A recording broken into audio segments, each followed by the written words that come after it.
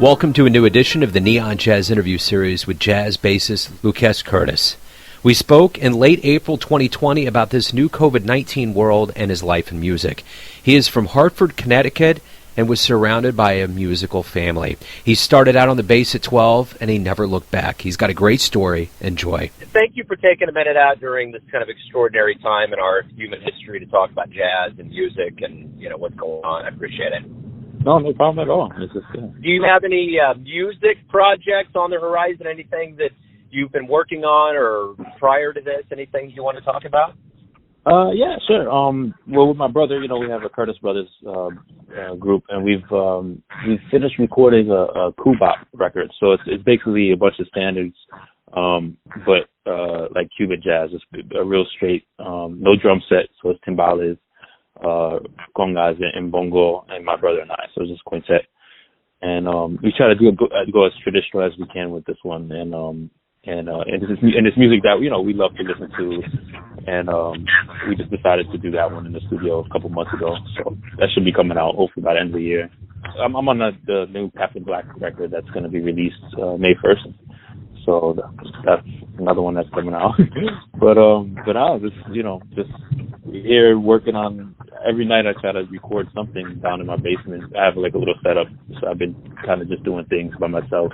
Just ideas that I had, just to document them, and maybe I'll work on them once things start to open up a little bit. Talk to me a little bit about your childhood. I know that you were from Hartford, Connecticut. Give me an idea of how jazz became your life. Well, pretty much. I have two older brothers, Damien and Zakai. And they both play piano. So I was surrounded by music when I was very young, like 2 years old. So I started playing piano when I was very young, and then as I got older, we started taking, I was taking lessons, drum lessons, piano lessons over at the Artist Collective, which was Jackie McLean's school for inner city kids, and down in Hartford, up in Hartford for me. But and it was life-changing, like just being surrounded by all these kids that were constantly exposed to great music.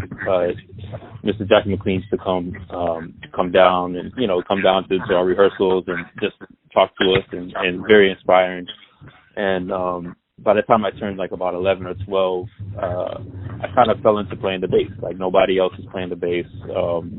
My dad at the time had a bass that he was messing around with a little bit, and I just kind of picked it up and started going with that. So, and once I grabbed it, like the electric, I started electric for about a year, and then almost immediately went to upright bass. I was encouraged by Paul Brown, which he passed away not too long ago, but he kind of mentioned that I could tune a cello like a bass.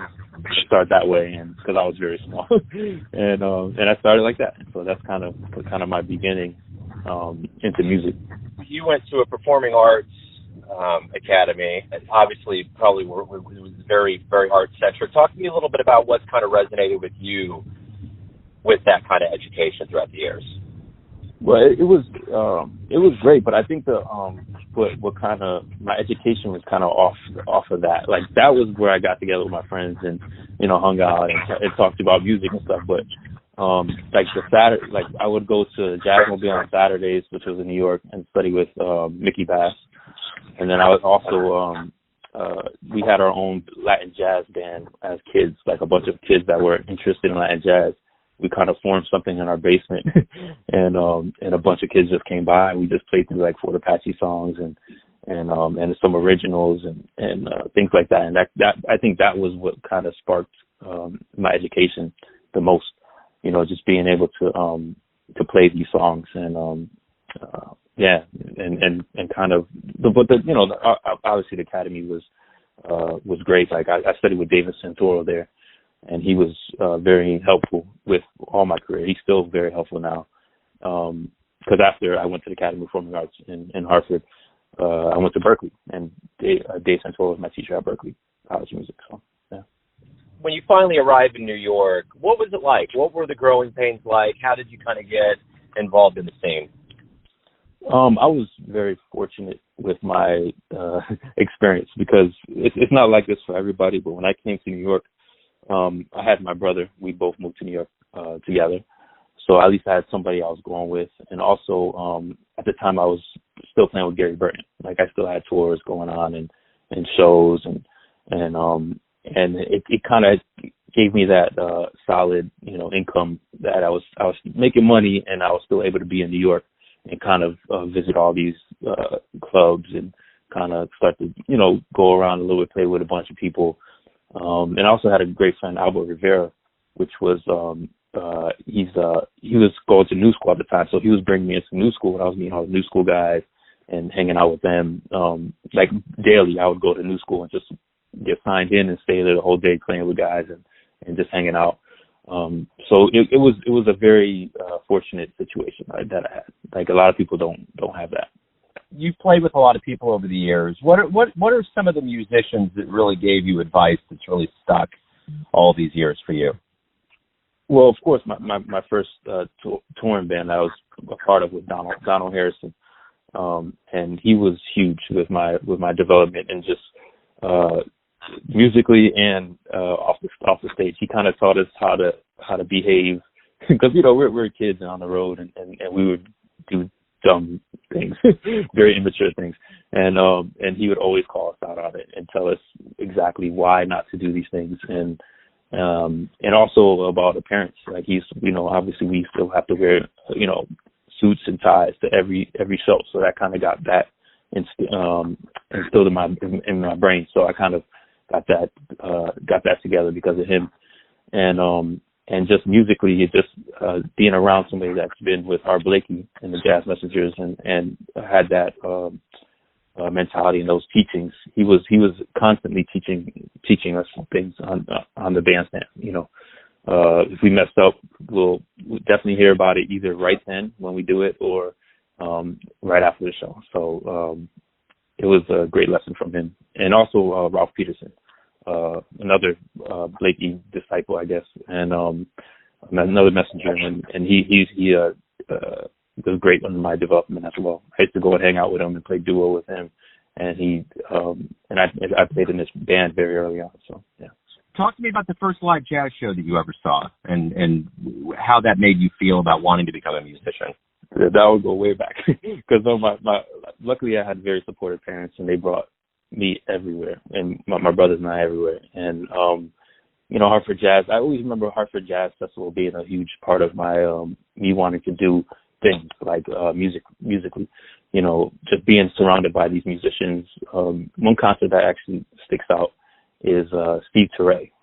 Steve Turay was there, and I just remember looking up at him and him playing his shells. It was amazing, like watching the music happen out of shells. And I just kind of remember that I had to be maybe 6 or 7 when I kind of like looked up and I was like, this is something I want to do. This is actually really, really looks really cool. It looks really fun. So why do you love jazz? Oh, you're jazz, or could I expand it to music?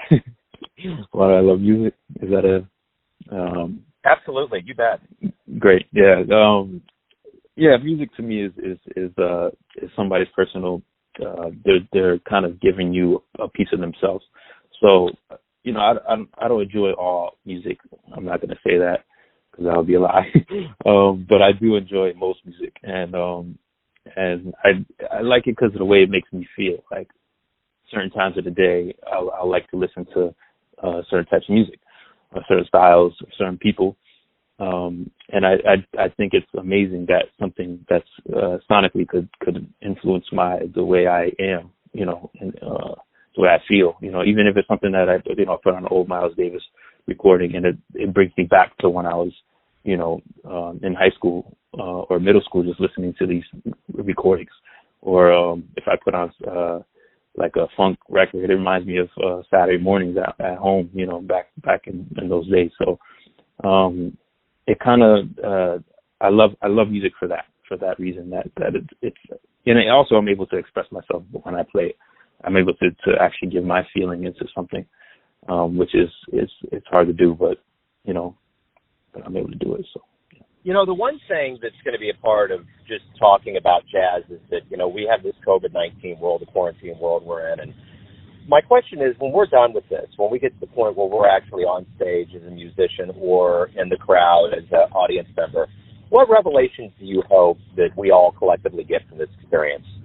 Well, I'm hoping that we would have more, be more grateful for the experience. Just going on, I'll play 4 or 5 gigs a week sometimes, and by the third night you're kind of like, dang, ready to move on to the next show or something, or whatever. But we should be very grateful that we have the opportunity to actually perform what we love, do what we love doing, and express ourselves through music, because a lot of people don't have that outlet. I'm looking at people now, just a lot of people lost their jobs, their 9-to-5s or whatever they do, and they don't have any real outlet after that. We actually have an outlet. Like, I'm able to come downstairs after my kids go to sleep and kind of express myself or do something musically that I probably wouldn't have done if this wasn't happening, this lockdown. But I really think we should all be very grateful for our opportunity once it comes back, that we'll be performing together and with people and stuff. So my final question to you is this: everyone has a version or a perception of who they think you are, your family, your friends, your fans, but you're living your life. Who do you think you are? I don't know. That's a good question.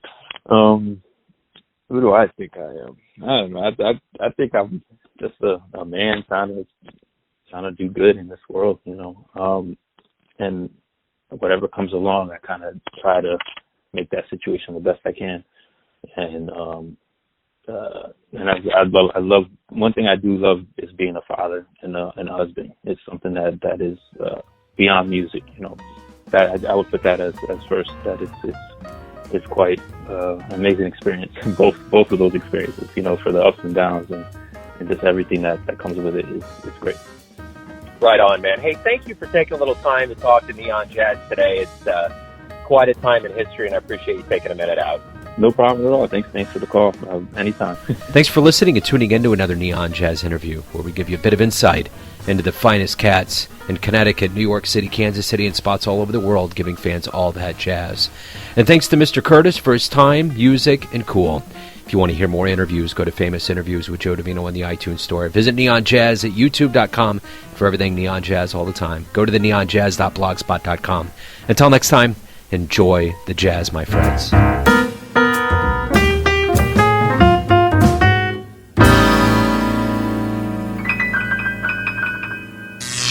Neon Jazz.